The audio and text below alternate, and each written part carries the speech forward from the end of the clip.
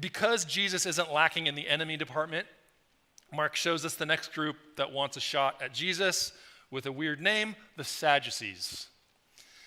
And the Sadducees are like the country club kids of the Jewish faith. Now, I don't know where you grew up. I went to school on the mean streets of Costa Mesa at a private school. And growing up in Costa Mesa, there was a load of kids who would commute all the way from Newport Beach to Costa Mesa.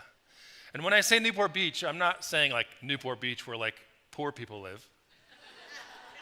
I mean Lido Island. These kids had the better clothes. They all wore Sperry topsiders. We called them the Lidos, and they were all jerks. And that's kind of the vibe the Sadducees had. In fact, the Roman historian Josephus writes about the Sadducees, and he said they were an unfriendly group even to each other, that they were not liked by the people, and that they were cruel judges. Just nasty. Rich and nasty. And theologically, they were weird. Because they were Jews, but they rejected the beliefs and the traditions of the Pharisees. They reject most of the Jewish scriptures except the first 5 books. And perhaps maybe most significant to our passage, they reject the idea that people can live after they die. They reject resurrection. And kind of like a toddler who just stole a chocolate cookie approaches you not knowing there's evidence all over their mouth. These Sadducees walk barrel-chested up to Jesus with a question about resurrection, pretending sincerity, pretending they're open to life after death, and they saddle him with the most Dr. Phil question of all time. Let's look at Mark 12, verse 18. Sadducees came to him who say there's no resurrection, and they asked him a question saying, "Teacher, Moses wrote for us that if a man's brother dies and leaves a wife but leaves no child, the man must take the widow and raise up offspring for his brother. There were 7 brothers. The first took a wife, and when he died, left no offspring. And the second brother took her and died, leaving no offspring. The third likewise, and the 7 left no offspring. Last of all, the woman also died. In the resurrection, when they rise again, whose wife will she be? For the 7 had her as a wife."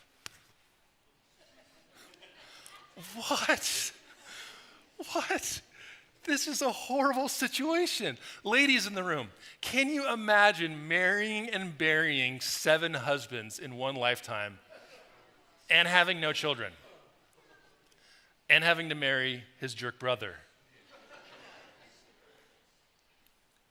It's not as crazy as it comes across, but I will acknowledge kind of crazy. But it's not out of left field. It's from the Old Testament. It's from Deuteronomy 25. And it's a concept, a law called levirate marriage, where a brother was instructed to take on his dead brother's wife, and the goal was to give her protection and provision, but also to help the family lineage go on. Great idea in concept. I'm not sure how many women were thrilled about this situation because, as I mentioned, what if your brother-in-law was a jerk? Or what if his 6 brothers were jerks? Now, in case anyone still believes in this Old Testament law, that if your husband dies, you have to marry his brother, 1 Corinthians 7, Paul wrote that widows can marry whom they wish in the Lord.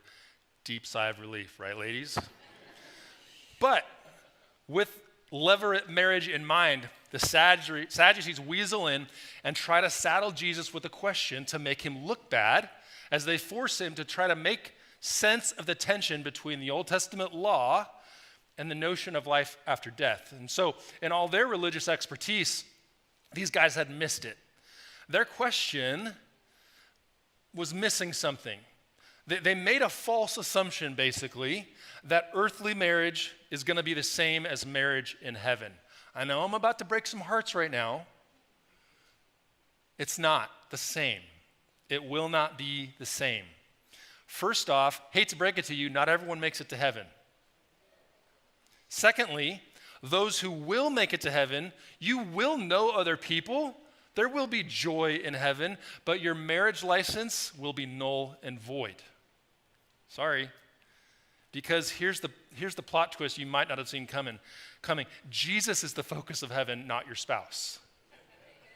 And you'll be okay with it, I promise. But they also made another false assumption that there's no life after death. And even though their question hides that, but Jesus outfoxes their attempt at being clever, because although they're clever, as I've been saying, they're wrong. Let's look at verse 24. Jesus said to them, "Is this not the reason you're wrong? Because you know neither the scriptures nor the power of God. For when they rise from the dead, they neither marry nor are given in marriage, but are like angels in heaven. And as for the dead being raised, haven't you read in the book of Moses, in the passage about the bush, how God spoke to him saying, 'I am the God of Abraham, the God of Isaac, and the God of Jacob'? He's not God of the dead, but of the living. You are quite wrong." I'm picturing Mike Tyson in his prime, landing body blow that cripples the guy. And these Sadducees are just standing there humiliated as they are dressed down in the most nice but humiliating way that exposes the fact that they are not experts and they're not clever. Jesus just says, "You're just wrong. You're just wrong. You experts don't know the scriptures. You experts don't know the power of God. You call yourself an expert in the scriptures. You don't know what it says. You think you're an expert in God. You have no idea about what his power can do." And so the educational beatdown Jesus provides here for the Sadducees can also be helpful for us. Let's retouch on this marriage thing because some of you are still thinking about it. Marriage, as we know it, is for earth. In spite of how beautiful your wedding pictures are or were, your marriage is for earth. It doesn't continue into heaven. Now, the Mormons teach that it does. They're also wrong. And if a Christian teach that marriage goes into heaven, they're also wrong. Now, interpersonal relationships exist in heaven.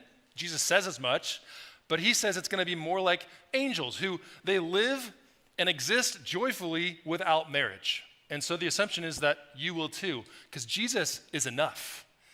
And your joy will be complete in him. And some of you are still thinking you're missing out, but I promise you, if you make it to heaven, you'll be very happy. And Jesus will be enough. The other lesson that Jesus provides for us is that there is life after death. And the power of God brings this to bear. Jesus digs into the only scripture the Sadducees will ignore, because they ignore a lot of it. They only accept the first 5 books, so Jesus acquiesces to them, and he points to the second book, Exodus. And because there's no verses and chapters yet, he gives them a head start and says, "Remember the passage about the bush that was on fire? I think you missed something, guys. I think you missed something." Because God himself speaks to Moses and tells him that he is the God of Abraham, Isaac, and Jacob. And what Jesus is saying to these men is what they refuse to believe, that Abraham, Isaac, and Jacob are still alive. God is the God of the living. You clever men are just wrong and missing the point. So at the beginning, we started talking about atheism and how Ion pointed out that atheism fails to explain the meaning and the purpose of life. The Sadducees, the Pharisees, and the Herodians also failed to explain that as well, even though they were coming from a position of religion and power and passion. They missed it still. And I hope none of us miss it, that Jesus, this Jesus, is alive. You may not be comfortable with it. You may not agree with it. You may want to ignore it, but that doesn't change who he is. It doesn't change that he's true. This is Jesus. Now, the Sadducees, they didn't believe, like I said, in life after death. They don't believe that our bodies are resurrected. Any good students know who does believe in life after death? As Ty said last week, starts with a J. Right. And not only did Jesus say it, he demonstrated it in the flesh. Jesus rising from the dead is the preeminent, overarching cornerstone issue of the entire Bible. Jesus gets executed by Rome. He gets put in a tomb and guarded by Rome, and yet he rises from the dead? That's impossible. But he proves what the Sadducees refused to believe, these guys who were clever and wrong. Now, I hope we don't find ourselves guilty of that mistake as well, that in our own cleverness, we miss Jesus. In your own YouTube wanderings, you find yourself walking away from Jesus. In our own cleverness, building a personal empire of beliefs that are just, they might be modern and progressive and cool, but they're wrong. Hope that doesn't happen.